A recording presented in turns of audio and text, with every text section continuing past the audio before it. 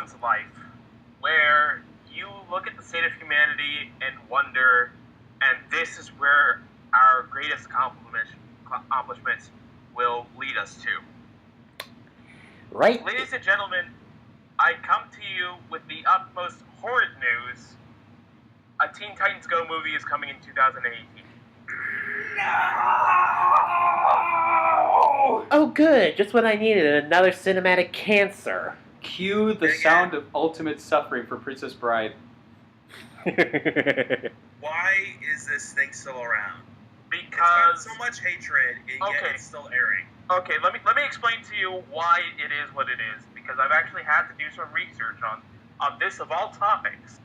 Why Teen Titans Go exists. Was this for like a law paper or something? No. I've actually got. There's apparently an entire YouTube community that's completely devoted to sort of like the autopsy of Cartoon Network as it's sinking right now. and one of the big things is that the current CEO or president, Christina Mayer, I think her name is. She is in love with this franchise. That explains why it's airing every single day, every single time slot. I need to drink. It is. I'll get the rum. Christina Miller, that's her name. But yeah, it is bad enough to the point that I think the majority of the lineup for Cartoon Network's weekly schedule is nothing but Teen Titans Go. Now, I have a little bit of a conflict here. Fuck it, I'm getting tequila instead of rum. That's for you, dude. I know. Okay. I'm not a tequila fan. On the one hand, I really hate the direction that Cartoon Network has taken. Yes. On the other hand, I don't watch Cartoon Network. Did I say Nintendo earlier? You might have slipped it in, but I understand what you were going with. Okay, so on the one hand, I hate the direction that Cartoon Network is going. On the other hand, I never watched it in the first place, and now I don't feel like doing so at all. Well, so let me explain. So Christina Miller is basically how we would view to wrestling fans Vincent McMahon, or not Vincent McMahon. Sorry, Vince Russo. That's his name. The wrestling nut job. And so Christina Miller, she took over in 2014. And that's when you might notice things have started to go into the crapper. Amongst the notable things that she's done, she has deconstructed her older content from Boomerang, the infamous Teen Titans Go highly based weekly schedules, and even during her tenure resulted in the Pokemon anime being let go from the decade and stopped airing on Cartoon Network. This is why Pokemon is now on Disney as opposed to Cartoon Network, which it has been for God knows how long. Oh my God. For some reason, Disney knows what the hell they're doing nowadays. Wow. I guess it may explain why we're getting Sun and Moon anime and actually being fucking decent, maybe? Perhaps, but that might have to be with the Japanese side of things, not necessarily America. Well, I'm willing to bet at least Disney had some insight. Maybe. But the biggest thing the reason why we're getting the way it is because it's going towards a much younger demographic. And by much younger demographic, I mean single digits. Sun and Moon anime? No. Things like Teen Titans Go, the Powerpuff Girls reboot. Oh, that. Oh, the other cancer. We no longer have cartoons that can have serious topics and typically focus on a higher level of subject matter. It's devolved into memes, shorthand. Even the episodes of cartoons have gotten much shorter, to the point that I think that instead of it being to where you could have cartoons 14, 15-minute long, roughly, with a couple of commercials in between, now it's like 10, 11 minutes per episode, or per skit. Like, if it's a two-parter, like, it'll be 11 minutes instead of, like, 12 or 13. Jesus Christ. and most of the time, like with exceptions of like Adventure Time and Steven Universe, like most of them don't have linking plot to where it's like this episode has to come after this episode, or like it's so they've dropped narrative. Pretty much. There's no narrative. Yeah, and even. I would say this, even with Steven Universe having a narrative, they have way too many one-off episodes that are just like, oh, this guy does this, and nothing of importance was made or happened. Okay, well, in their defense, there's a lot of universe building, which you certainly see you see that a lot more in Adventure Zone, or not Adventure Time. Adventure Time. Adventure Zone is something else entirely. Yes, but Adventure Time, you see that a lot more, and because there's a lot of hints that the world of Ooh is not, in fact, a alternate dimension, but in fact a post-apocalyptic Earth. And so tearing at that thread for the longest time is something that they do in Adventure Time, and Steven Universe tries to do that, but it does it at a much slower pace. And unfortunately, because it doesn't take place on the Gem homeworld, it's not as effective. Although recently they did have an episode where Steven did go to the Gem homeworld. Oh yeah, but that and shit hit the fan real fast there. Yeah, and a character I actually utterly detested actually got some more development. That was some fucking plot reversal. But to keep it short, Christina Miller, you can voice all your complaints to Christina Miller for all the reasons that Cartoon Network is in the hole now. It is a travesty that we have to deal with a Teen Titans Go movie, and we can only hope that it stinks worse than Dragon Ball Evolution. And with that, hello everyone! Welcome to the Legend Hunters podcast, 7 minutes in. We just I was gonna say that's the longest intro we have ever had so far. Well, to be fair, I moved that news story up so that you wouldn't have to eat it later. We get the shit out of the way, and that is the end of that. Oh, I don't know. I think there's still some shit on this list somewhere. We'll find it. But if of all the stories on here, that was probably the most detestable one. I suppose. Why did we start on a bad note then? Fuck! So we can have good for the rest. So we can end on a much better note. Anyway, let's move on. Yeah, we're eating the peas so we can have the cake. That's not peas, that's rabbit shit painted green. So artichokes. Hey, I like artichokes. Fuck you. No, sorry, not artichokes. Brussels sprouts. Fuck you too. I like Brussels sprouts. Well, you must know some secret what kind to of cooking. human are you? Someone who actually likes vegetables? Well, someone who knows how to cook vegetables, because I've had nothing but the worst stuff, dude. Roast them. Roast them. Never boil, never steam. Roast them. Well, you must know. You'll definitely know a technique to doing that. Yeah. Anyway, well, I guess we better talk about how our weeks have been. I'll make mine short. All right, Legend, Okay. you go first. My short story is it was a long week. Is that like a short walk off a long pier? Sure. Oh, I would not put it that way. Jeez, man. That's terrible. No. Wait. Okay, I'll Take that go. back, reverse it. Long walk off a short pier. A long walk. Okay. Short. Oh god. A short there walk you off a go. long pier. Okay. Well, after I've been busy walking the plank, I've gotten my hands. I've finally gone ahead and nut up. I'm going to go ahead and go through Pokemon Sun, and I'm doing so through a modded version known as Nova Sun, which essentially turns the entirety of the opposition, trainers and gym leaders and everyone else in between, they are now legitimate competitive battlers. 6-member teams can actually EV train. So, And I'm willing to bet the champion is going to be all level 100 monsters. it is. Joy! It is. And once you've actually gone through the story, they make it easier for you to do the same. So it's actually much, much more competitive friendly. Lusamine is going to kick your ass. Oh, I'll be ready for it. No. You don't understand. I was over-leveled for fighting Lusamine. Aye. She still kicked my ass! Aye. And I had a full team. By that point, I will have gone through the entirety of the game where even the low-level trainers will be packing Megas. So, I will not be afraid of Lusamine so much after dealing with Joey's truly top percentage Rattata. And it'll be a fear rodent. No. Anyway. But that's basically what I'm looking forward to. Also been playing Neo, that's been kicking my ass, and I like it.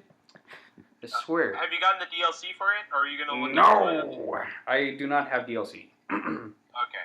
Well, I would look into it because I do know that you get a Odachi in one DLC, and the other one has gun tonfas. Gun tonfas?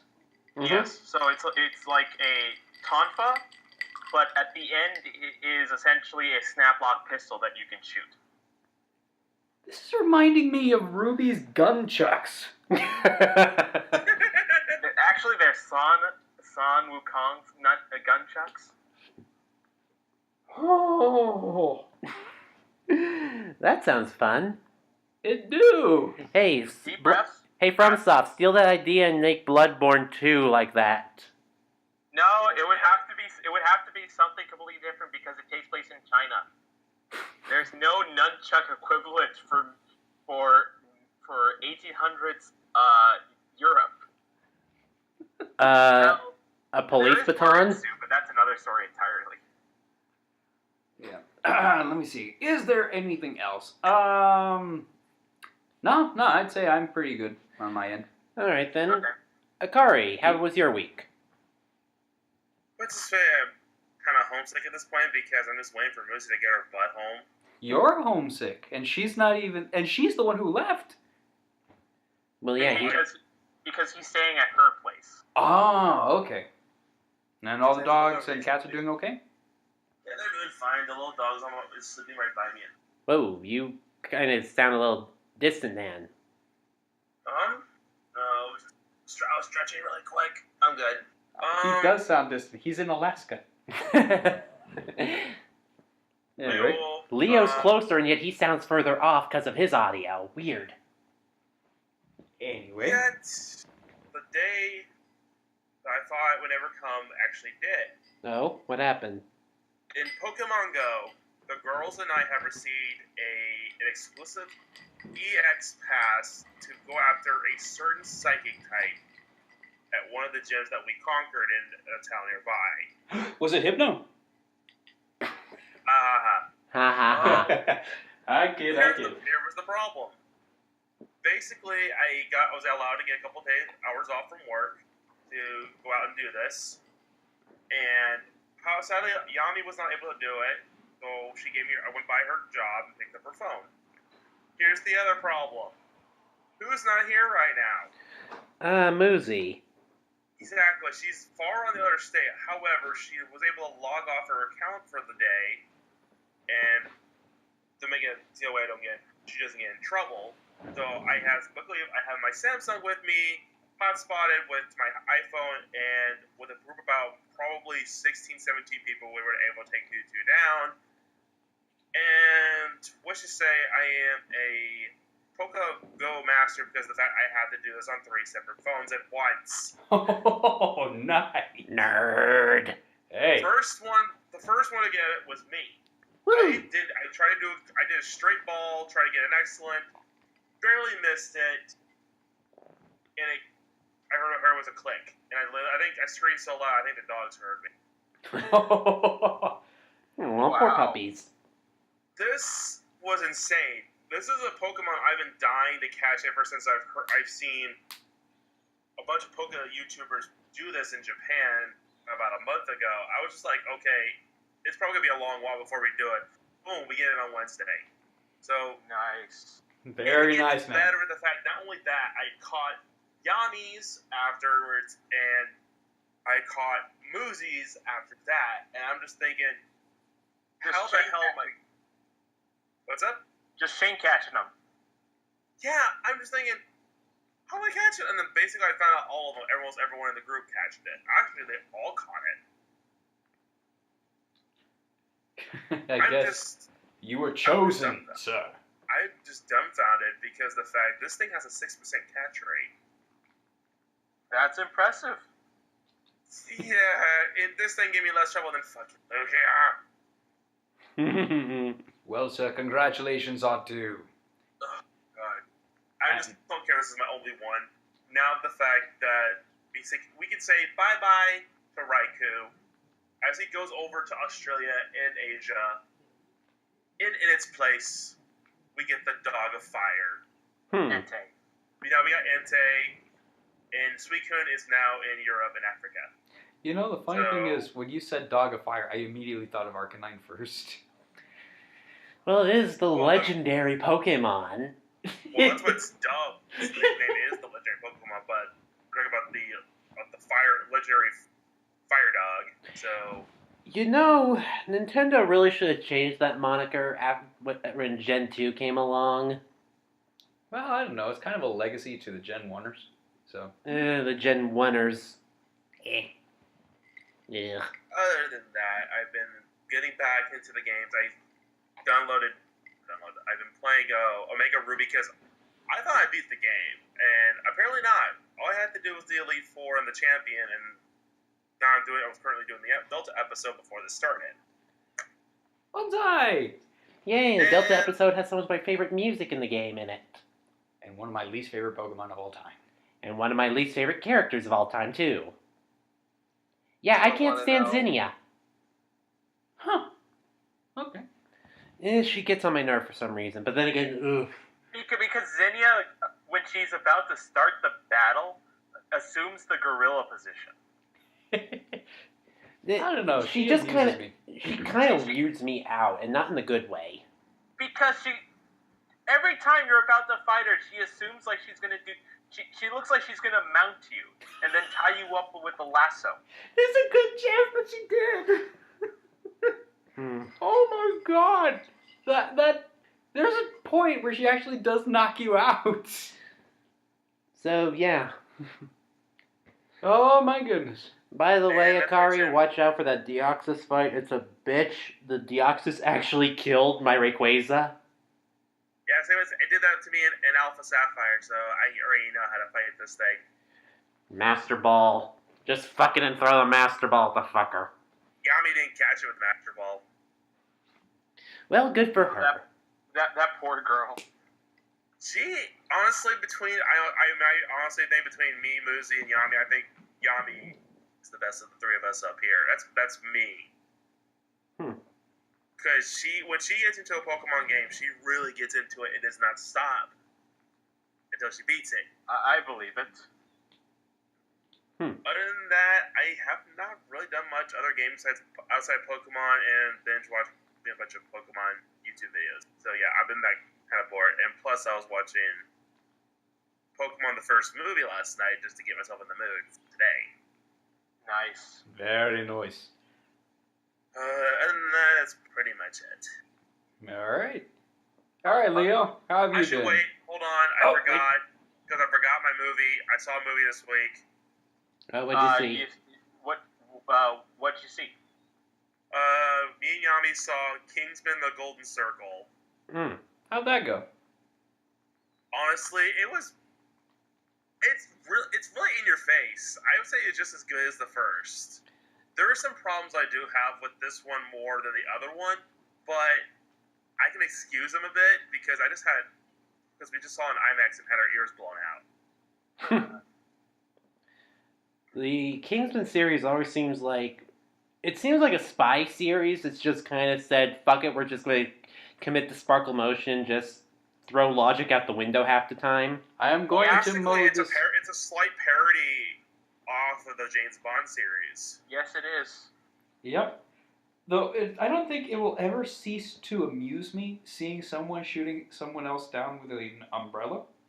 The umbrella is also a shield. I mean, we've seen that since the Penguin, guys. I mean, that's not entirely innovative. The fact that it's effective. Wait. Effective is new. The umbrella's bulletproof. Okay, just backing up here. So you're telling me that they've got an umbrella that can shoot people and also functions as a bulletproof shield? Yes. When did this turn into Splatoon 2? No idea. Not to mention the fact in this movie, there's an American version of the Kingsman. Yes. The Statesman. Yes. Who is headed by the dude himself. I literally mean the dude. Does Jeff he abide? Bridges. Well, we gotta abide by that one. And I swear to God, the names of these guys, you know how in the original movie the Kingsmen are named after knights of Camelot? Yes. The Statesmen are named after alcohol. Bourbon, whiskey. Whiskey was one of the characters. What is Halle Berry's character then? Ginger ale. Or gin. Which one? Or just straight up gin. Oh, must resist making the joke. Must resist making the joke. Guess what Jeff Bridges' character's name was? Jeff Bridges. What's the fanciest alcohol of all? Champagne. Ding, ding, ding, ding. His name was Champagne, or did they just call him Champ? Or he likes to be called Champ. I knew it! And, of course, Channing Tatum, his character's name was Tequila. Oh! Alright, taking a drink right now. You okay there, Leo? You okay? I'm half tempted to call appropriation on that. What? Why? Because that's utter nonsense! John Cena is more Spanish than Channing Tatum. He is! Look, he is actually Dude, Hispanic. This is a fucking code name. I know, but there was a lady I named know. Lancelot, for God's sake. Come on. But that's fine. It's not like let me put it this way. It's like calling a white guy Akeem the African Dream. It doesn't fit. And by the way, WWE actually did that. That is the actual name of a white-skinned wrestler. He is actually called Akeem the African Dream. Excuse me for a moment. What? I'm sorry, I can't even grab my pillow for this. What? Dude, are you turning into Lil Jon? A little bit. A little bit. I need more tequila. I think you need to go rent Magic Mike if you want that. Actually, I'm gonna be honest, that's actually a good movie. I mean, Zero, how come you haven't seen that movie? Because it doesn't interest me. I've got very, very, very specific tastes. You're telling me male strippers don't interest you? No, not really, actually. All right then. All right, moving on. Okay, moving on. I don't want to drag this on. Go ahead. Okay. Go next. My turn, right? Yes. Yeah, let's go with you, Leo. Okay. I haven't had too much of a week since we last went into since the Pokemon Fest. I picked up a little bit of Crash Bandicoot 2 today, and I finally beat it. So that's my favorite one. How'd you like there it? you go. Good. The final boss battle is incredibly underwhelming, though. It is. It's not a traditional boss fight. All you're doing is you're doing the jetpack minigame, and you're just chasing down Dr. Cortex. Hit him 3 times, and you win. Basically. You don't even have to worry about running into objects because all they will do is slow you down. They won't actually kill you. Huh. And it's just a timed race to the end because if you get to the space station, then you have to restart the race. But really, it's kind of underwhelming compared to 3's boss fight. 3 has the best boss fight out of the original trilogy. Oh, really? Yeah, because essentially, not only do you have to fight Cortex again in a slight rehash of the first game, but you also have to dodge the 2 masks from fighting each other in the meantime.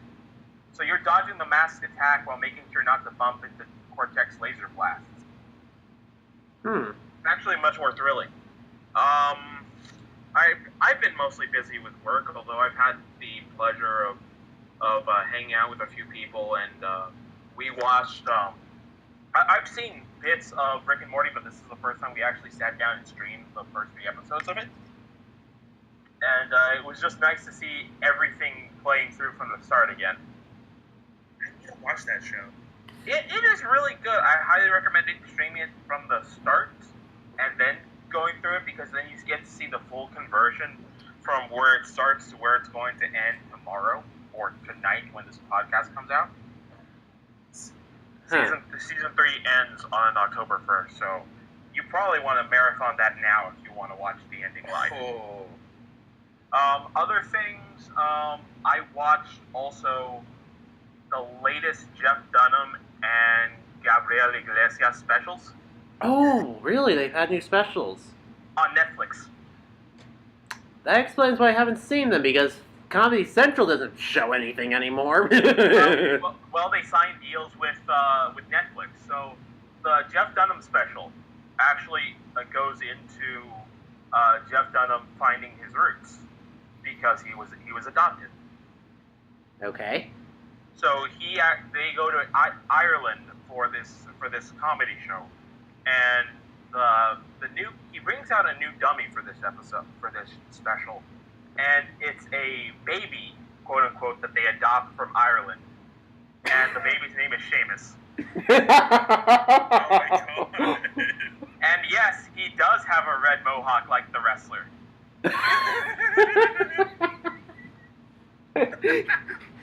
Fantastic. My God, Jeff Dunham is so inappropriate. And this baby not only talks with a stereotypical Irish accent, but man, this baby drinks a lot. It is crazy. Should not have had a drink when you said that. God damn it. Other than that, I'm not going to spoil the rest of the show for anyone. You got to go see it yourself. Gabriel Iglesias does have a special. This time he's in Chicago. It's an hour-and-a-half special. It's fantastic. You got to see it. I highly recommend, if you have not seen any of his prior specials, watch all of them first before watching that one, because there's a lot of in-jokes. By the way, I really, really wish we could have gone to see Gabriel Iglesias when he did have a special in El Paso. I know, it was insane, because then no one knew when they were filming that thing. Yeah, that drove me fucking insane. Yeah. Ah, damn it. We could have been on TV, guys. It could have been on TV. And Legend's eyes pop out. I'm sorry. The only thing with I love what he brings up. I think the first thing I saw with him was the levels of fatness. Yeah, I mean, big, like, healthy, husky, fluffy, and damn! And then he added a 6. Oh, hell no. Oh, hell no! Which he found in Las Cruces, which is just up the road. With the... Oh, hell no! No! It's a whole scene out of Jurassic Park. No! Seriously. If you want to know our taste in comedy, Jeff Dunham, Gabriel Iglesias, that's probably two good examples. And I also personally favor the Grumps as well, Game Grumps. Mm-hmm. So, yeah. Speaking of, other than that, I've actually been looking into getting a streaming service myself, because I just, like, there is nothing to watch on cable most of the time. And the very few times I'm watching cable, it's always new stuff, so it's like, eh. So I've been looking into VRV. VRV? Yeah, it's apparently a collection of smaller. It's basically a streaming service that partners up with Rooster Teeth, Crunchyroll, and a bunch of other smaller streaming channels, and basically provides like a network service for them. And amongst some of the unique content that they have is Harmon Quest, which is Dan Harmon, one of the co-creators of Rick and Morty, doing live D&D sessions that get animated whenever they're in character. Huh. Which I haven't seen yet, but I'm looking forward to actually watching it. I think it's going to be phenomenal. Yeah, that's been my week. Zero, you're the last one. All right, my week. Well, for starters, at the beginning of this week, me and my dad ripped out the entire floor of my bedroom to replace the old shitty cherry particle board wood flooring and put in actual decent bamboo flooring. And that was a pain and a half. Oriental. Well, technically, the reason why we got bamboo is because it's sturdy, it's resilient, and it'll last for fucking ever, practically. Right. And it's also been installed in my dad's bedroom and our computer room, so basically, we just wanted to put it in all 3 bedrooms, basically. Gotta make it match. Yeah, next project's going to be the bathrooms, make those match. And, let's see, other than that, I picked up 2 games. The first one being Danganronpa V3, Killing Harmony.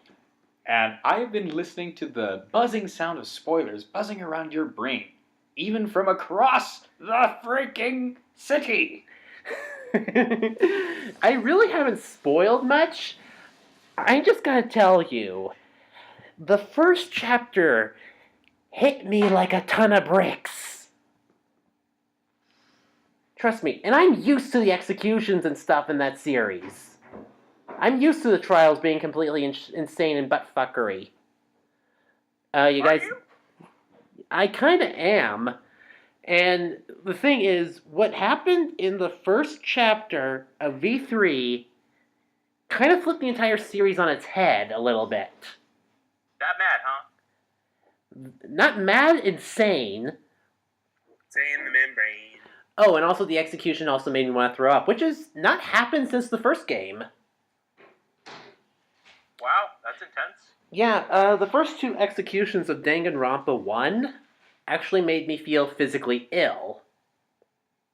Then you got over it. Then I got over it because Celeste didn't really affect me that much. It was kind of funny. The next one's not actually gruesome, and the last one's just fucking hilarious. Okay, then. Phenomenal. Yeah. Oh, and all Danganronpa 2's executions were just... What?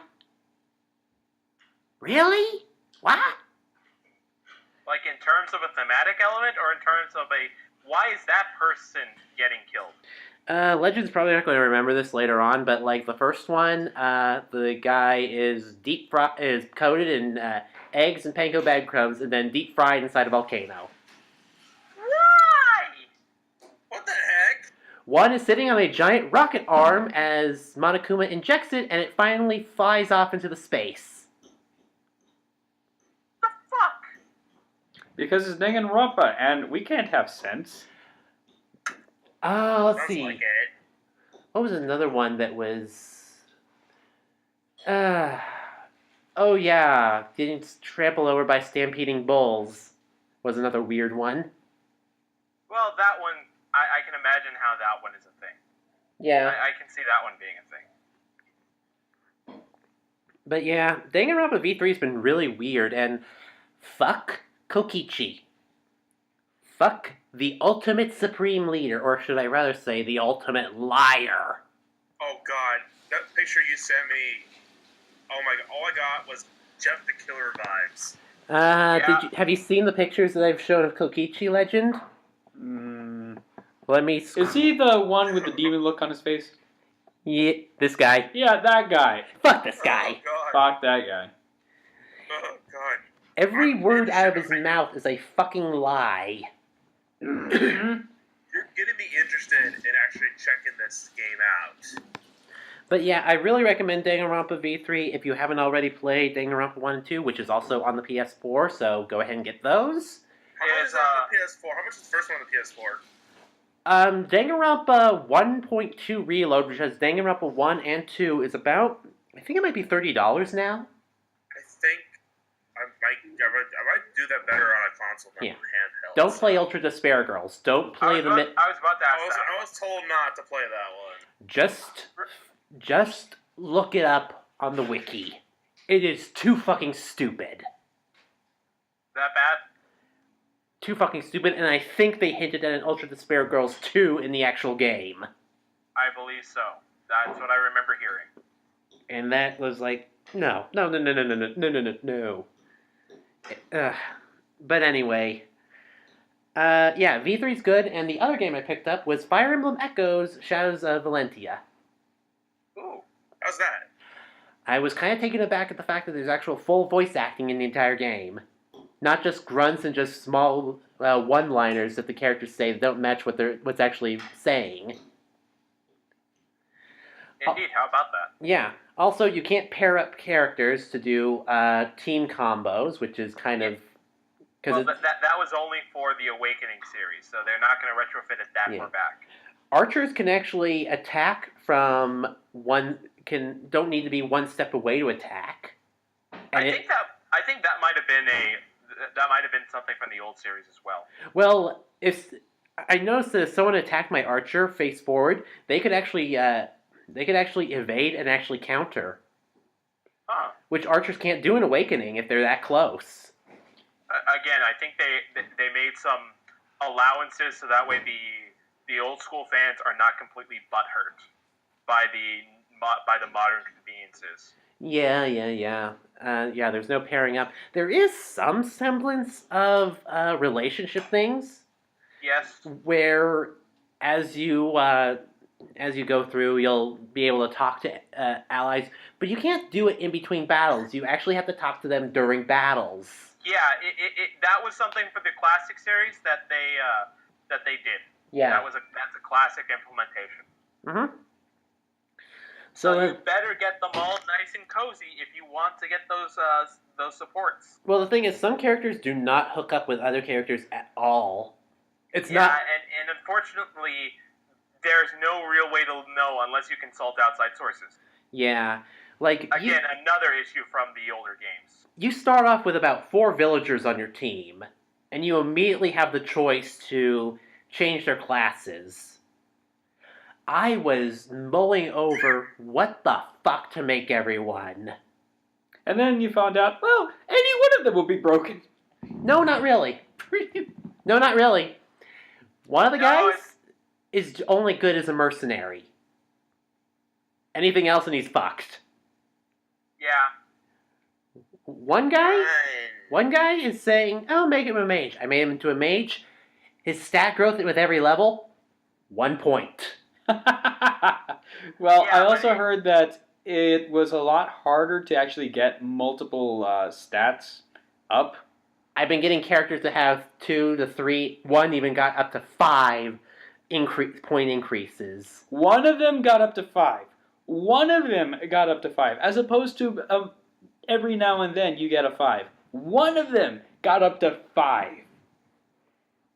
Growth is a real shit show in this game. Yeah, after we're done with this recording, I'm going to show you my character's stats. Because oh, by the way, upgrading trees are basically, once they're in a class, they have to level up to a certain level, and then they're saying, oh, now you can become this. Like, one of my villagers can already go from an archer to a sniper now. And I'm like, huh. That's interesting. It's kind of like in what's that Final Fantasy game, War of the Lions, where it's kind of like in Tactics, where everything's sort of it's a different change up in the battle strategy. Yeah. My only question right now is do I do like what I do in Awakening and wait for them to get to like level 15 before shifting their class, or should I not even bother? I wish I knew. I don't. Typical fare, you do want to wait until your characters have reached the maximum of their levels before you go ahead and, change classes. But that's if you really want to min-max.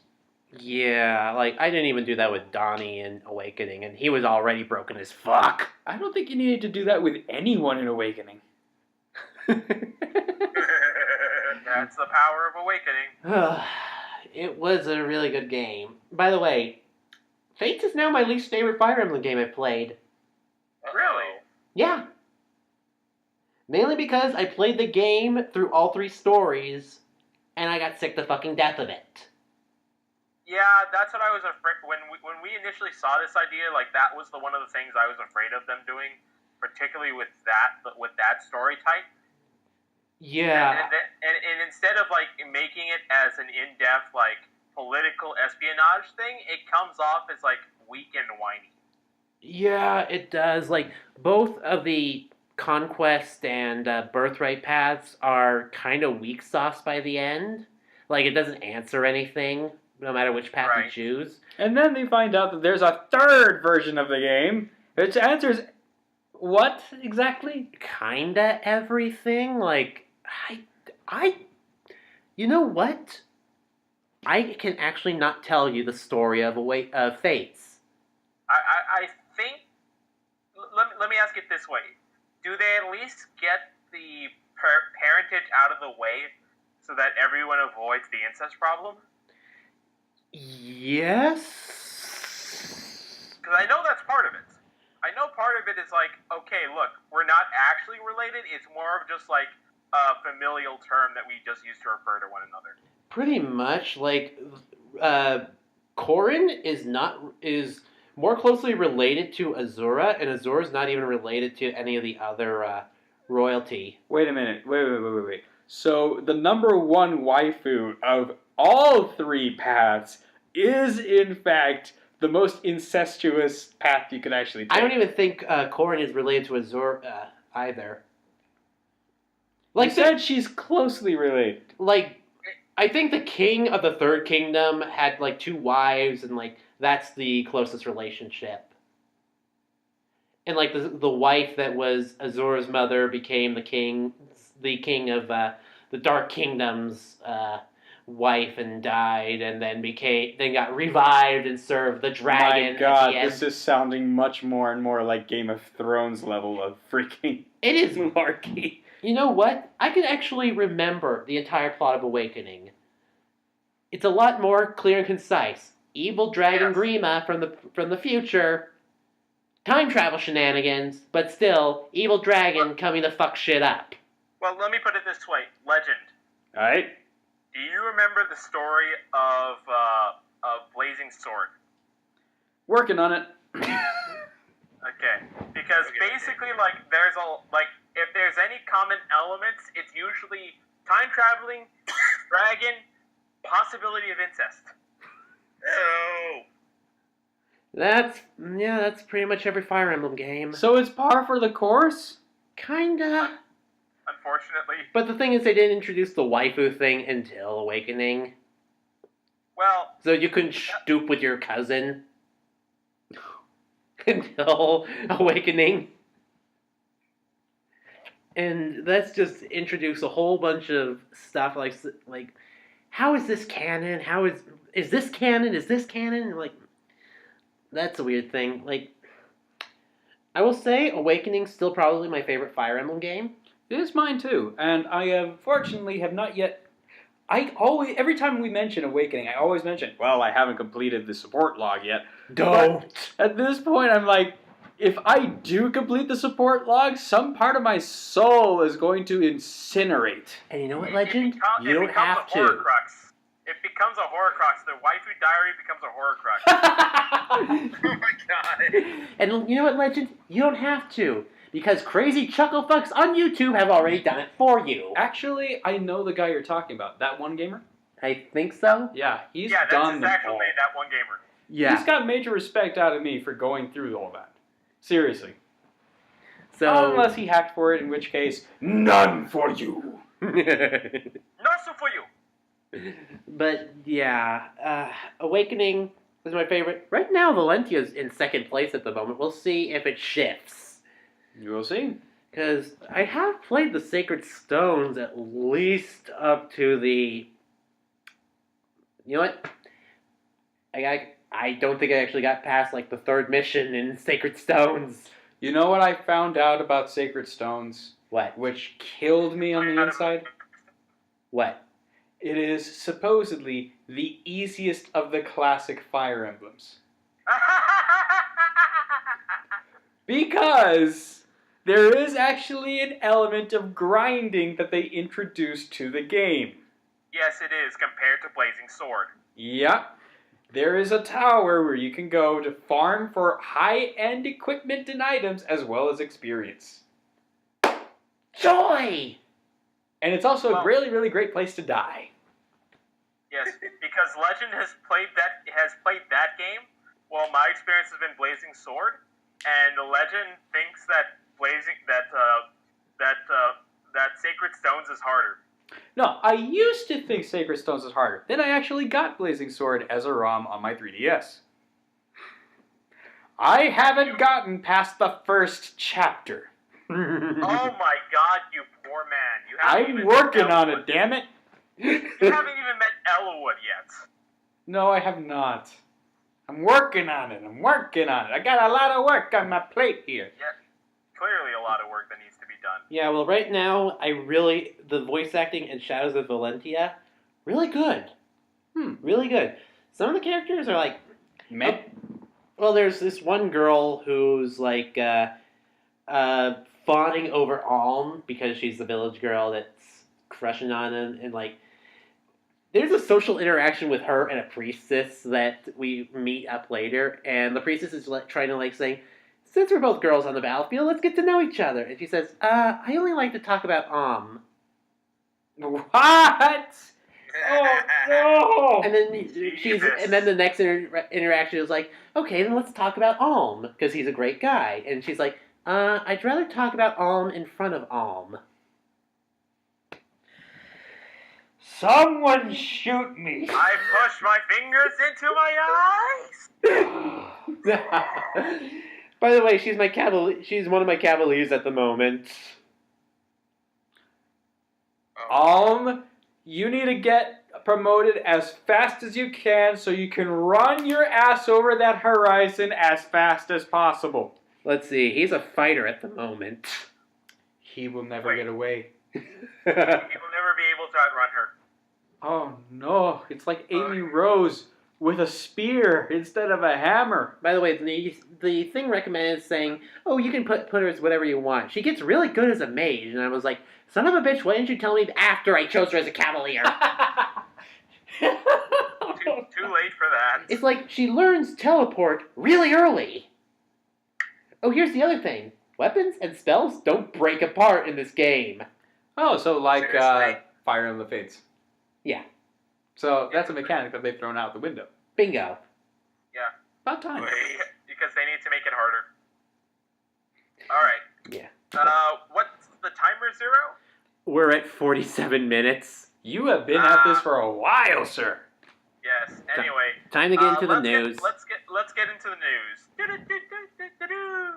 First off, the Ash Pikachu 5-week giveaway. For 5 weeks, different Pikachus will be distributed. Pika no Hero Academia? No! No. Because his pronunciation made it sound closer to Boku no Hero. You haven't seen that series, have you? That went over my head. That is an awesome series, and everyone needs to watch it. Boku no Hero Academia, also known as My Hero Academia. Yep. Anyway. Then why'd you say? Didn't you fucking say that I would have known it? Because the Japanese name is cooler. Also, there's this joke about people mistaking it for Boku no Pico. Yes. Oh, God, no. Which is kind of what Zero was doing when he fucked up the pronunciation. Shut up. Anyway, yeah, so Ash Pikachu is going to be distributed right now. For those of you who got it during September 19th to the 25th, you already have the original cap from Generation 1. Right now, until October 2nd, Hope he will have his Hoenn cap. Mm-hmm. October 3rd through the 9th, the Sinnoh cap. October 10th to the 16th, the Unova cap. Kalos cap from the 17th to the 23rd of October. And then the Alola cap from the 24th to the 30th. By the way, there's only one code. I believe it's Pikachu 20, and it only works once.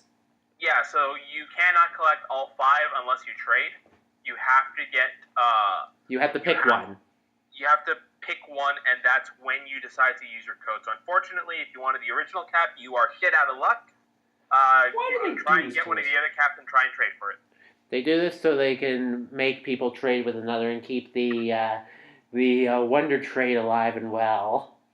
Wonder Trade is alive and well, isn't it? Yeah, I think it's still alive. Yeah. Winter Train's always fun. Anyway, next story on the list. Who wants to go gambling on Pac-Man? Wait, what? Did Namco Bandai make a pachinko machine out of Pac-Man? No, it's actually a Pac-Man arcade machine, but there's a gambling element in it. Yeah, but what? Okay, so here's the deal: is that it's a four-player casino-like table that has control sticks on each side. So everyone goes ahead and puts a bet into a pool, and you play a game of Pac-Man, gathering pellets and see who gets the highest score. Oh. The winner of that 2 to 4 player game gets to go ahead and spin the prize wheel. Really? Yes. Now the payouts are based on a random selection and is not apparently factored by the amount wagered. Huh. So, are they going to be setting this shit up in Vegas? They might. So far, it's only there's a demo unit playable in a global gaming expo in Vegas when this story broke. But apparently, it's trying to basically appeal to the younger generation to get us to go into casinos to spend money there. Oh, great! That's what we needed. Mm-hmm. I'm telling you, Vegas is probably one of the few places in the world that I visited that I was like, I even feel bad for visiting here. Really? Yeah. Vegas is not a kind place. No, it is not. No, I've been to Vegas. I've been to Vegas several times, actually. Mainly to see shows. How old were you when you went to Vegas? Several times. I went to the Paris Hotel when I was like 10. Okay, see, that's the problem. You were a kid then. I haven't gone to, what's the legal age of gambling? 21. Okay, I haven't gone to Vegas for legal gambling ever yet. Yeah, that's why. For me, because it's fine for kids because they want parents to be able to bring their kids. It's sucky for adults because you get to deal with all the horseshit. Well, yeah, they've taken a lot of the kid-friendly stuff out. Like, just walking down the streets now, that's not really... There's still plenty of flashing lights, but there was also a moment where I was face-to-face with a topless lady. And that's when I was like, you know what? I don't think Vegas is the way I remember it was before. Were you not with your parents on that trip? Oh, we were. Oh, it happened. And they were disgusted, too. I don't think it was even a pretty lady that happened to be doing it, so... Ugh. So, yeah. If I could put an analogy in everyone's heads, I'd say Vegas is like a glowing cigarette in an ashtray. Part of it is bright and pretty, but it stinks something awful and leaves a bad taste in your mouth. And it'll give you cancer if you use it too often. Yeah, it's just cancer in general. There you go. All right, So, yeah. Let's move on then. Now this one is just sad. Toys R Us files for bankruptcy. My childhood! Yeah. What'd you say, Kari? I didn't quite hear it. I was trying not to cry. Oh. Oh, my Yeah, childhood. everyone's collective childhood cried when Toys R Us had to file for a Chapter 11 bankruptcy this past month. Was it the giraffe? Was Sorry? it the giraffe? Did they spend too much money on the actual giraffe back when they actually used a real giraffe? No, they didn't spend money on David Schwimmer.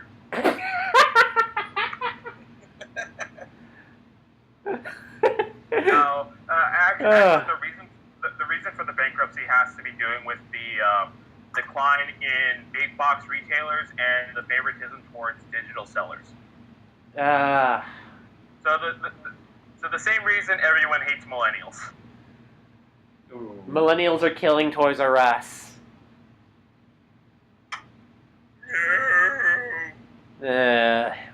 Boo fucking who. Anyway, But actually, the reason why I was talking about the giraffe thing is I actually looked at the progression of mascots for Toys R Us over the years, Right. And it was cute cartoon giraffes for a while, and then immediately in 2001, they decided to switch to an actual giraffe as the mascot. Oh yeah, I remember that. And then around 2014, they went to a super stylized cartoon one that looks kind of like shit. Well, isn't that what they did with Chuck E. Cheese also?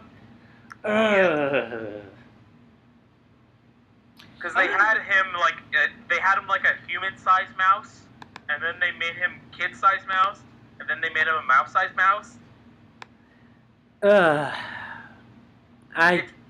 It's Benjamin Button syndrome. I don't know what to think anymore. Well, you better brace yourself for this next story, because this is probably one of the weirdest and yet one of the most satisfying crossover promotions I have ever heard of. Sonic Forces and Hooters? And Hooters. Yeah? You know, so, that explains a lot of the art I've been seeing on Twitter lately. Yes, it does. Yes, it does. So let me explain the story. So everyone knows that Sonic Forces is coming out, and that because Sega owns Atlas, they did a bunch of cross-promotional stuff with Atlas products.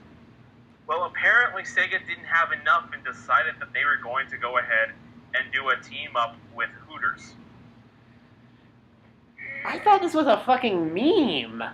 Yeah, and there wasn't one before. This became a meme zero. Everyone has been doing fan art of whatever version of a female character they can. Or Vector. With Hooters. I saw one of Vector the Crocodile in a Hooters outfit. No, the one that I saw was of Blaze the Cat in a Hooters outfit. And to the people who don't know, Blaze the Cat has a very flat-chested design, and in I think development notes for Sonic 06, it actually states that she is very self-conscious of her size. So the comic that I read that was sent to me by one of my friends was basically someone from Hooters management trying to tastefully explain to Blaze why she wasn't bringing in sales, and Blaze is just about to lose it in the saddest way possible. Yeah, the art I've been seeing has either been the male characters in the Hooters outfits, or male characters that have been gender bent. Viva Rule 63. And of course Rouge, because Rouge. Yeah. That's weak sauce. Yeah, but I mean it's the vanilla answer. Either way, there isn't. All that's known is that one, the partnership will occur in mid-October, so in a couple of weeks, and it's also only happening in Japan. Really? At least as far as the promotion is going, only in Japan. We're not going to see Sonic crossover with Hooters in the States. Damn. At least yet. There ain't even a Hooters anywhere near here. No, there's a Hooters. You just have to go to the east side. No, the only thing that I've ever seen around here is Twin Peaks. No, there's a Hooters by Silla Vista Zero. Huh. It's over by where the movie theater is on that side of town. Oh, okay. Anyway, moving on. Oh, look, Atlas being an asshole again. Aww. So, this one's slightly more serious, and this is, Atlas shuts down a PS3 emulator developer over their, ROM hack of Persona 5. Or not ROM hack, but ROM emulation of Persona 5. Seriously. Atlas has been kind of an asshole about Persona 5 ever since it came out in the States. Did you see the reasons? Well, yeah, they don't want spoilers. Well, remember what I said just a little bit ago? What? Remember that Atlas is owned by Sega. That explains it. That actually doesn't. Hasn't Sega been on a bit of a consumer-friendly binge lately? I mean, considering that they introduce several games that are fan-produced Yes, or fan-friendly? Yes, but that's with their own products. which have not been selling well. If anything, Persona 5 has always been gangbuster sales. Yeah. And if anything, the Persona series has much stronger market share than Sonic has had in years. And in fact, the fact that they've been forced to essentially license out their games to a separate publisher is probably something that Sega does not want to do. Well, the thing is, I remember there was something kind of funky going on. Like, the reasons why Atlas says they wanted to shut down the emulator? Actually, yeah, that's true, because once you start emulating, you can basically do anything. Yeah, but then again, Atlas has kind of been dickish about anything involving Persona 5 in general. Okay, let's see. Specifically, let me see. The threat of DMCA takedown if you post the ending of Persona 5. Or stream it, which is supposedly to fuck over streamers and YouTubers from making revenue, which they're already suffering already, so fuck you, Atlas, for that. Actually, mainly fuck Atlas of Japan, because actually, Atlas of America, not really an asshole. Yeah, it's always the Japanese that causes kind of... Yeah, because the Japanese are much more protective. Yeah. Or they're not, or their version of copyright is not exactly the same as ours. It's kind of like how Nintendo of Japan is a little bit more strict. Yeah, I mean, I think it might have to just do with the way that they see copyright and things like that. So, cultural differences. Pretty much. All right. It'll be a big business blight, though, if you don't understand the business culture of the other side, then you're going to lose that side as a potential customer. That's kind of a problem that Nintendo's had for a long while. They've been trying to make up for it, though, to their credit. Yeah, I'll believe that when we finally get Mother 3. I, by the way, have Mother 3 on my 3DS. You son of a bitch. Anyway, let's move on. Let's actually talk about something Konami has actually done positive for once. Zone of the Enders. Yeah, oh my god, I remember this. Yeah, Konami has brought Zone of the Enders 2 is going to bring it to the PS4 in 4K, and is also letting you be able to play the game in VR. By the way, Zone of the Enders was another Hideo Kojima game. Yes, it was. Which is a series now he no longer has control of. To be fair, the series is not going anywhere, so yeah, if anything, it's probably more preserved than Metal Gear. Yeah. Zone of the Enders kind of ended in the PS2 era, didn't it? Well, yeah, because it never went anywhere. Yeah, because if I recall right, do I have it? Yeah, I have the Zone of the Enders HD collection on the PS3. I don't remember which one it was, but I remember liking it. Yeah. Either way, the segments look incredible, and it's essentially one of the games from the PS2 glory days that is getting proper treatment. You know, this is probably the only Konami game I actually own, the HD collection of Zone of the Enders. Oh, I see. Oh my goodness. So they fuck up Metal Gear, but yeah, they're doing this one right. Well, because they're not doing anything other than giving it a new coat of paint and trying to make it work with VR.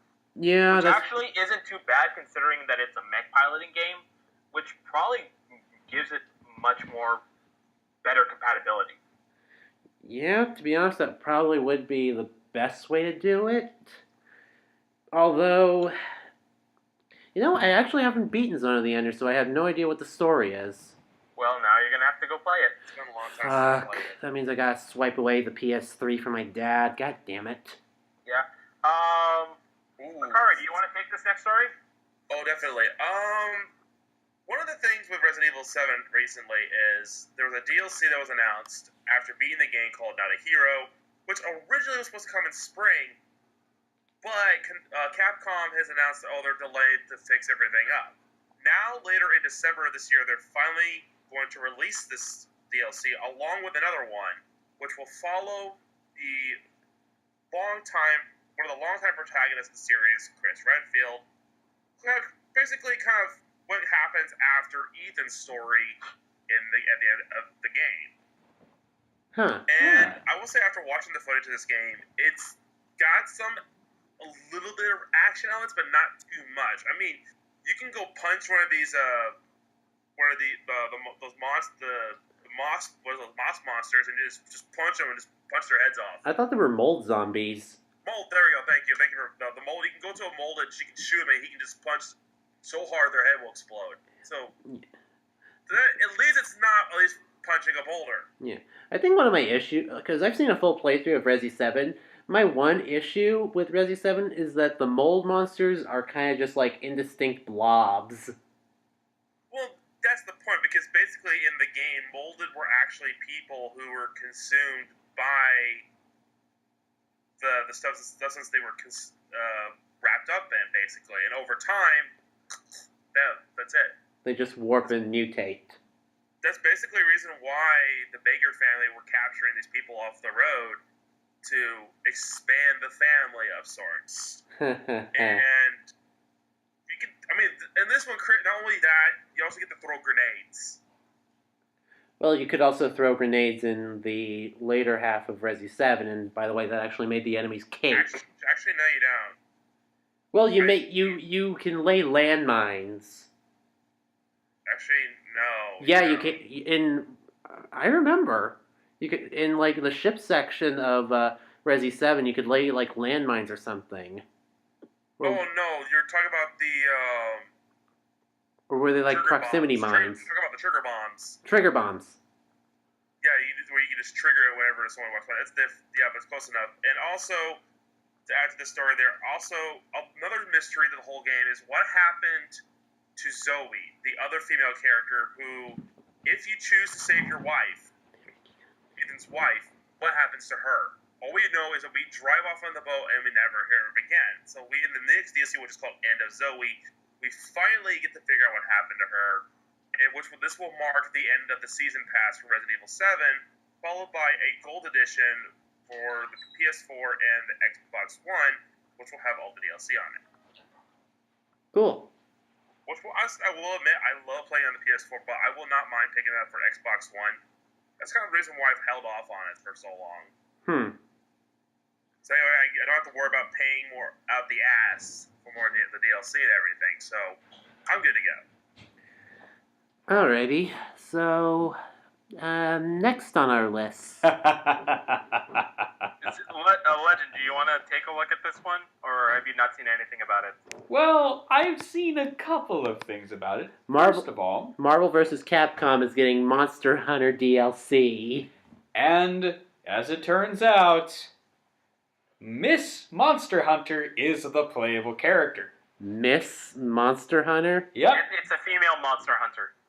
Yep. And she kicks ass. Alright, I'm playing the trailer right now to see. Okay, so while he watches that, there is a point where the Huntress is actually tracking down the big bad whatever thingy in a cutscene with the Marvel and Capcom heroes. Is she wearing Rathalos gear? Oh yes, of course. in Rathalos gear, because she's all about the offense. She can actually switch weapons in the middle of combat, which is impossible in the actual games, but it works really, really well, especially when she uses her ultimates. Mm-hmm. Holy shit. She will make you want to use a greatsword. There's a point in the, I don't know if it's a trailer or the cutscene or whatever, where one of the monsters being corrupted by the evil magic of whatever actually shows up, and I got to see Ryu and the Hulk shoryuken the crap out of that thing. Yes, they do. And the one thing that passed through my head as that creator started rolling around was, "You fools, go carve it!" Dude, that's a darn moron! You just broke its horn, you're gonna get the rear parts! And then I realized that this is a completely different game. I was like, shit. You ain't getting shit from that beast. I would love to shoryuken a freaking Darren Moran, dude. Yeah. That would be the best. Actually, this isn't actually on the list, but there was actually a bit of info for Monster Hunter World from the Tokyo Game Show. There was. Do you mind if I go into this a little bit, man? Go Fire for it. away. All right, first off, we got a look at the flagship monster, the Neru Gigante. Isn't that the porcupiner?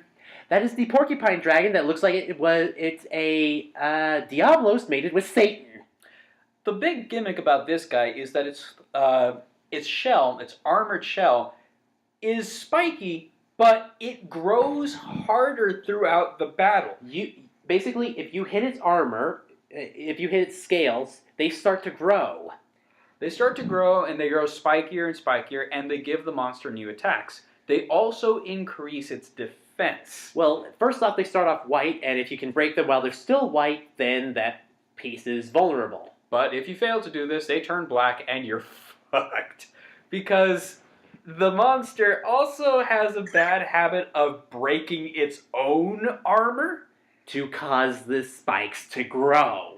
So every single second that you're engaged with this thing, you are basically fighting a monster that's evolving its battle strategy to kill you faster. Another note, it's hyper-aggressive. No, because it wasn't scary enough at first. Oh, that's even scarier considering the fact that there's no load zones in this world. You run and it will track you down. If it runs, you're going to have to run across the entire map and hope that you can catch up with it. Yeah. And, of course, they showed off some stuff, which is one of the best things I found out about it, is that weapons are... Basically, it shows an upgrade tree for the weapons. Oh, that's right. You can finally see what the hell you could upgrade your weapon into, and you can backtrack and get back the parts that you spent. So that large Weavern gem? Oh, God! You mean the large Elder Dragon gem? Yes. Fuck those things in Monster Hunter for you. Fuck those things to hell. I lost my soul chasing those things. And I had to buy it back every time I found one. Those are... they were like a 5% drop, and I had to go through hundreds of hunts before I could pick any up. Legend needs hugs. I'm Yes, good. it has. I did get some. Legend's having flashbacks. Well, you want more flashbacks? The next story will go ahead and be more promising for me and Legend. Oh, yes. Oh, fuck. Neo the Complete Edition coming to Japan in November 7th. Yes. Ooh, joy! They don't have to spend extra for the DLC. Well, I'm pretty sure they will go ahead and try to sell the season pack on discount before it comes out. Hopefully you don't have to rebuy the game. So it's just basically promising that you will get all the DLC promised for in one complete set. Dragon of the North, Defiant, Honor, and Bloodshed. I heard that some of those are really, really cool. And it was also really cool to see, what's his face from Sengoku Basara, the dual spear guy? Masamune? Not Masamune, but he's one of them. The one-eyed dragon. Well, that's Masamune, but Yukimura was the other one. Oh, Yukimura Sanada. Yes, that guy. A.k.a. Azure Dragon and Red Scorpio from the Devil King series. Yeah. I still need to check this game out. You do. It'll take a little bit of time to kind of readjust because it's a lot more weapon grindy, and there's an emphasis on building your movesets more than leveling up. But it is actually a really fun game and has some very interesting mix-ups with it. Okay, just asking you. Are you talking about the Sengoku Basara games, or are you talking about Neo? Neo. Okay, Neo. yes. Yes. Personally, I enjoyed going ahead and doing a spell sword build, Omnio Magic with the single katana. It was actually really, really fun, and I was very, very glad that I switched to Omnio Magic, especially when I got to the Umebozu. Yeah. Because that fucker, if you don't have some kind of way of applying fire to your weapon, you're fucked. Isn't that the vampire chick? No. No. Umebozu is the slime monster. Umebozu is based on a Japanese yokai, or the legend of a Japanese yokai, that is so legendary that they don't even have a distinct picture for it. Really? Yes. The only thing that people really talk about is this large looming figure over the water with glowing yellow eyes. And it sinks ships, leaves no survivors. So, Japanese version of an eldritch being, pretty much. Pretty much, yeah. And in case you're also curious, Pikmin 3 actually has an Umebozu ripoff as its final boss. Pikmin 3? Yeah, Pikmin 3. Oh, yeah, that thing. Yeah. That weird golden creature. Specifically, it lures ships in and causes them to sink. Ha ha ha. Spaceships to sink. There you go. Yeah, Umebozu was a pain in the ass. I bet. But it was actually very, very fun to fight it once I knew what the hell I was doing. Good on ya. And yeah, Neo definitely has a lot of bosses where I'm pretty sure that I wanted to punch whoever thought it was a good idea to place them where they were in the face. Especially Hinoenma. Who thought that was a good idea? Oh, that's the vampire one. Leo, you know the one I'm talking about, the succubus at the beginning. I know which one. Fuck that thing. No, I don't want to fuck that thing. I want to run away from that thing. I wish that thing was in late game. Put a stake in her and call it a day. I don't want to take her out to dinner. She's already hentai my face to death a number of times. What are the odds you're going to have to fight her later on, but she's going to be tougher? She is. You, And she remembers you.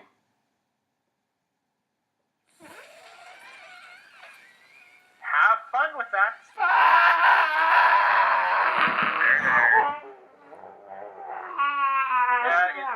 Let's go ahead and move to our next story so it doesn't traumatize Legend anymore. How many times can something break?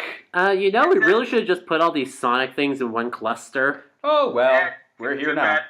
Anyway, Sonic Team wants you to adjust your expectations for the custom hero mode. Really? Yes, because it's not going to be make your own Sonic OC. Well, we can't have all of the fun, can we? Yeah, I kind of like how people have called, the Red Wolf, from the trailers, they've nicknamed him, Buddy. At least that's what I've kind of seen some people call him. Really? Yeah, just kind of nickname the Wolf OC as it was Buddy. Oh, man. Which I kind of like. That's kind of cute. I mean, that's what most people do. I mean, that's why we've called the protagonist for Black, name the characters, the boring girl, Black and White, until we got official names. Did we ever get official names for them? Yeah, Hilbert and Hilda. Really? Yes! Yes. Yeah. And this was canonized in-game if you went to the battle subway.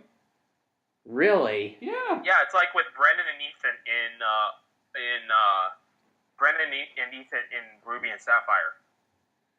Brendan and May in Ruby and Sapphire. Sorry, I was thinking Ethan and Lyra with Kirkle, but you get my point. Yeah. I kind of wish that her name was Crystal. Yeah, but oh And well. I wish her outfit didn't look so fucking stupid. We wish for many things, my friend. I kind of like the idea in the Pokemon Adventures anime where Crystal's crazy, crazy mom designed that outfit. Oh, that's phenomenal. Yeah. That's the canon reason. Her mom is completely crazy and thinks it's cute and adorable. Mm. And that's why she's wearing this stupid fucking outfit. Crazy moms. They're responsible for all of life's mispleasures. Yeah. Alright, so... Alright, this one's slightly more controversial, but I didn't really want to put this back up in there because they resolved it. So, Middle Earth Shadow of War withdraws controversial Memorial DLC. Well, no. What they did was made the DLC free. Right, that's the fix to the story. Yes. The original story was much less tasteful. Yeah, so a person who was on the development team for Shadow of War, the Lord of the Rings game that's coming out, died. And so to honor them, the developers made one of the orcs that you can recruit based on of him. However, they made a special orc for DLC. Special orc for DLC. However, they were going to charge $5 for him. To be fair, for those $5, we're going to go towards the families, towards the family in memorial. Yeah, but the thing is, that's the company that's saying that, and I don't trust that. Right, and because a lot of people were drawing flack just like Zero is right now, they said no. It would be a better idea to just make it free, and we will pay them a lump sum. That seemed more reasonable. Because, dear God, like, I saw a few episodes of Jim Sterling's Jimquisition about this. There were multiple episodes about this shenanigan? 2 episodes at least. Jeez. Wow. Yeah, like... You really went to town on them then, huh? Oh, trust... You don't watch Jim Sterling's videos, do you? I do when I feel like it's relevant towards what I want to find out. I usually just watch them all because I'd like to stay relevant and on top of what's going on in the gaming community, regardless of the subject matter, even if it doesn't pertain to me, because it might have an effect elsewhere. Do you also Very keep true. track of everyone else's arguments as well? I try to. All right. But keep in mind, everyone has their own personal biases. And I'm kind of vocal. Yes, you are. Anyway. Love you too, legend. Settle down, fellas. And our last story is rather humorous, and that's why I wanted to do it this way. And that is... Well, you missed one. Oh yeah, I missed the one that I wanted to talk about. Square Enix is coming out with a new game that's supposed to be fitting in one of their older series that's called Left Alive. Okay. And this game is... it's got an interesting combination of... It takes place in the Front Mission series, which is a mecha strategy shooter game. Okay. But they're taking a character designer from Metal Gear, and they have the director from Armored Core, from FromSoft. Ooh. Really? So they have a FromSoft director and a character designer from Metal Gear. Oh, no. And the game is being described as a survival action shooter. Ooh! Now that sounds slightly intriguing. It is! Survival action with robots. Or mech suits, rather. Yeah. And I gotta admit, I always have loved the artwork for Metal Gear Solid's like covers, like the box covers for Metal Gear. Straight up art. It is, yeah, and Solid art. all solid art. In fact, all of 3 is a fucking masterpiece. Yep. No ifs, ands, or buts. Seriously, that game could be turned into an actual war drama. Maybe the Majors. Yeah. No, I'm sorry. I'm thinking, no, yeah, it applies. I was just thinking, I was thinking, Ghost in the Shell for a second there. But yeah, I think Metal Gear Solid 3 could probably be easily adapted into like a war drama of sorts, like a mini series. Oh yeah, absolutely. So very well. I believe it. Mm-hmm. But Right. yeah. Anyway, on to the last one. The silly little thing.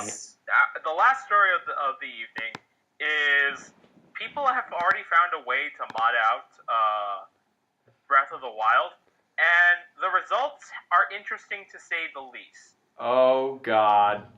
Oh, God. First off, we have we have the resident of San Andreas, C.J. Parker, running around in Hyrule. Yes! So they modded him in. But even more crazy than that, they modded in another Nintendo character, and it's not the one you're thinking. Waluigi. He's finally being featured in a Nintendo game. In a mainline Nintendo game. And then another really funny one is Buzz and Woody. Oh God! The paraglider is Buzz. To infinity and beyond. This isn't flying, it's gliding with style. Oh my god! I think Legend is about to have a laugh attack. I already Need the pillow to stuffle it. No. Why did I say stuffle? Oh, that's one of the members of my team. Oh, God help us all. Whoever came up with this is brilliant. I just pray that they're not using the creepy Woody from Japan. I found one of those fuckers in an American store. I took a picture of it and I had it as my avatar icon. Yes, for a you while. did. Yes, you did. You sick son of a fuck. Hey, don't insult my parents like that. But yeah. Yeah, I found one of those. I just had to take a picture and yeah. You should have bought it. No, I'm not going to pay money for something that'll haunt my nightmares. I'll pay for something that'll haunt your nightmares, damn it. So, you want to buy a Dicomur of Rouge the Bat? The hell? No! I'm going to die here. No! I'm going to die. Oh, good I'm lord, guys. Yes. Okay, breathe. Breathe.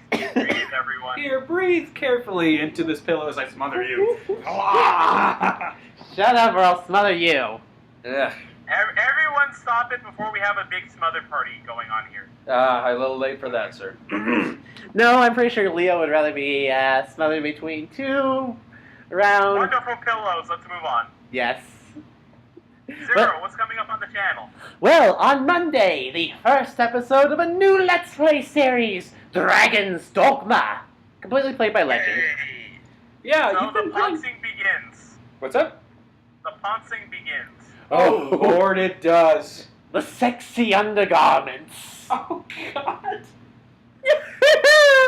I just realized Dragon's Dogma is basically a walking freaking... We're basically treating it like a Victoria's Secret. What the fuck? Okay, guys, I'm just going to let you guys know right now, the pawn that I designed to follow Legend for the rest of the game, Yes. effeminate as fuck. Is it thick as fuck as well? No. He kind of looks like Yoichi from From the Drifters anime and manga series, Okay. but heavily done up with makeup. and has a chipmunk voice. Oh my god. You guys are phenomenal. I think we absolutely lost it when I realized that one of the armor pieces that I gave to him essentially gave him a god piece. And he also was wearing a shirt that basically showed off his midriff. And I just had to just... I'm still clutching my forehead between my fingers. By the way, later on, if we're going to 100% this, we're going to have to infiltrate... Whoa, don't spoil it! Do not spoil it! This is something I'm dying to riff on in the game. Don't ruin it for me here, please. Fair enough. But yes, we're going to be doing a lot of bullshit. There's going to be bullshit. The first few episodes are Legend trying to explain every single fucking thing. I do apologize in advance. I was excited. Just, Very, as I know from experience. I've been waiting to do Dragon's Dogma for a long time, and now that we actually are doing it, I'm looking forward to sharing it with all of you. I literally just finished the title card today. Yep. And I'm going to say this. I really do... I am a little worried that the pacing is going to be a little off. Just letting you know, it's a long game. But there's a lot of awesome shit in it. And we'll try to do some of the derpier side quests off camera. We'll try, Mainly, but we'll show the bullshit ones too. well, mainly the ones that we're not going to show on camera are like the kill 10 of this monster or kill 50 of this monster. Well, if that happens off screen, we'll let you know, but it's really not something that is going to be a particularly big loss. But Oh, and also, this Friday, is the first trial of Danganronpa 1. so that's a thing to look forward to. Yes, it is. May the gods have mercy on our souls, Hmm. for the bear will have none to spare. It will haunt my nightmares. Okay, where's that pillow? I've got it! Okay, then let me get my shoe. This is Death Zero. This is Leo Force.